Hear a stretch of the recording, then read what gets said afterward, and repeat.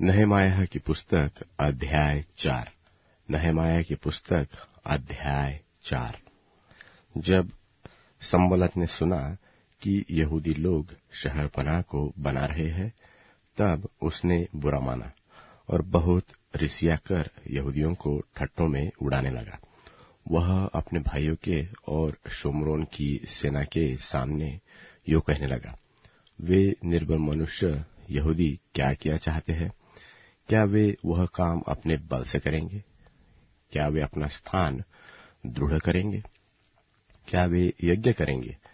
क्या वे आज ही सब काम निपटा डालेंगे?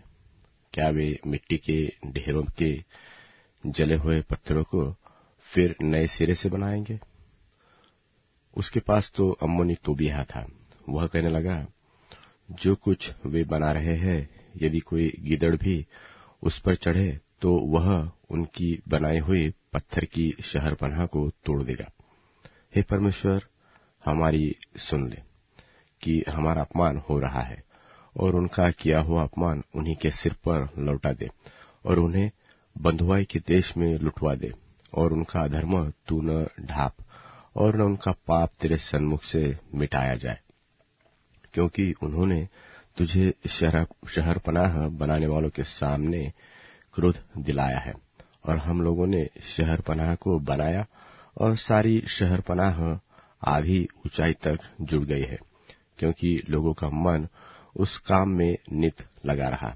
जब संबलत और तोबियाह और अरबियों और अम्मोनियों और अशदोदियों ने सुना कि यरूशलेम की शहरपनाह की मरम्मत होती जा रही है और उसमें के नाके बंद होने लगे हैं, तब उन्होंने बहुत ही बुरा माना, और सबों ने एक मन से गोष्ठी की कि जाकर यरूशलेम से लड़े और उसमें गड़बड़ी डाले।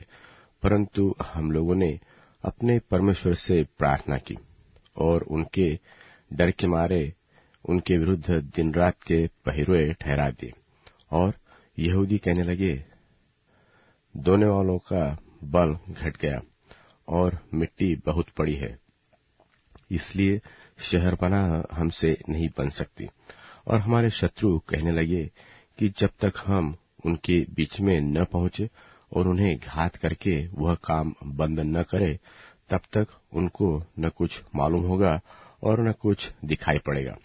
फिर तो यहूदी उनके पास आसपास रहते थे। उन्होंने सब स्थानों से 10 बार आकर हम लोगों से कहा, तुमको हमारे पास लौट आना चाहिए।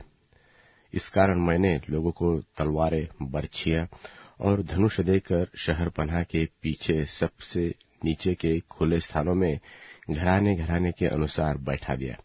तब मैं देखकर उठा और रईसों और हकीमों और सब लोगों के से कहा, उनसे मत डरो। प्रभु जो महान और भय योग्य है, उसी को स्मरण करके अपने भाइयों, बेटों, बेटियों, स्त्रियों और घरों के लिए युद्ध कर।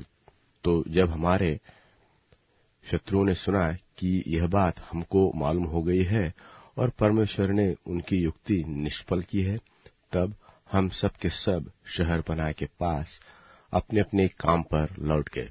और उस दिन से मेरे आधे सेवक तो उस काम में लगे रहे और आधे बर्छियों, तलवारों, धनुषों और झिलमों को धारण किए रहते रहे। और यहूदा के सारे घराने के पीछे हाकिम रहा करते थे। शहरपनाह के बनाने वालों और बोझ के ढोने वालों दोनों भार उठाते थे, अर्थात एक हाथ से काम करते थे और दूसरे हाथ से हथियार पकड़े रहते थे। और राज अपनी अपनी जांघ पर तलवार लटकाए हुए बनाते थे। और नरसिंगे का फूंकने वाला मेरे पास रहता था।